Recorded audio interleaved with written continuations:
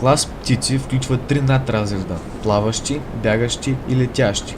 Всяка група има характерни приспособления, свързани с начина на движение. Към плаващите птици се отнасят пингвините. Те напълно са загубили възможността си да летят, но за сметка на това са отлични пловци и умеят да се гмуркат на дълбочина до 20 метра. Предните им крайници са се видоизменили в плавници, на сушата се движат изправени. Срещат се по бреговете на Антарктида и най-южните брегове на Австралия, Африка и Южна Америка. За да държат на ниските температури, са развили дебел слой подкожна мазнина. Живеят в колонии и снасят по едно-две яйца. Хранят се с риба, мекотели и ракообразни. Надразред бягащи птици включва африканският щраус, птицата нандо, птицата ему, птицата киви и други. Те не могат да летят, крилата им са закърнели, но задните им крайници са силно развити и приспособени за бягане. Костите на краката им са масивни и плътни, докато гръдната кост е малка, а мускулите са слаби и недоразвити. Летящите птици са най-многобройната група. В нея се включват почти всички съвременни птици.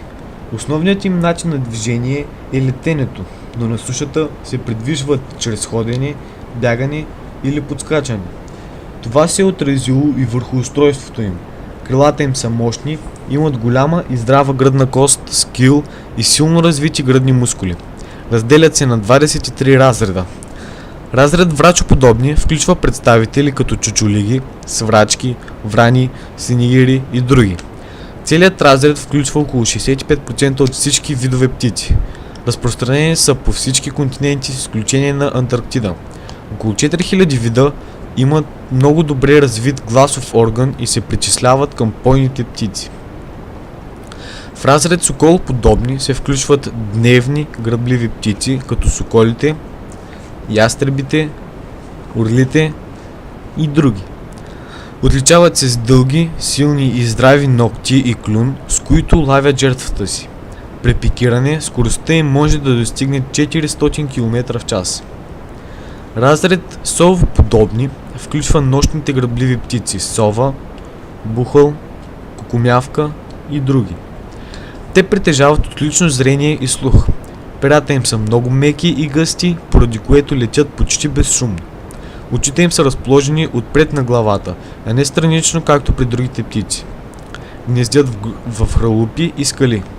Кълвачите са обединени в разред кълвачоподобни. Целият им живот е свързан с дърветата. Те притежават силни пръсти и ногти, с които се захващат за дърветата, и къса твърда опашка, с която се подпират. Хранят се с насекоми и ларви от кората на стари дървета. Разред пеликаноподобни включва рибоядни риби с плавателна ципа между пръстите им. Долната им челюст е снабдена с кожна торба, в която се улавят рибите. В разред гъскоподобни се обединяват водоплаващите птици, като патици, лебеди, гъски и други. Те имат плътно и набито тяло, дълга шия, дълги заострени крила и къса опашка. Клюнът им е сплеснат, широк и е покрит с тънка чувствителна ципа. На краката имат плавателна ципа, срещат се на всички континенти, с изключение на Антарктида.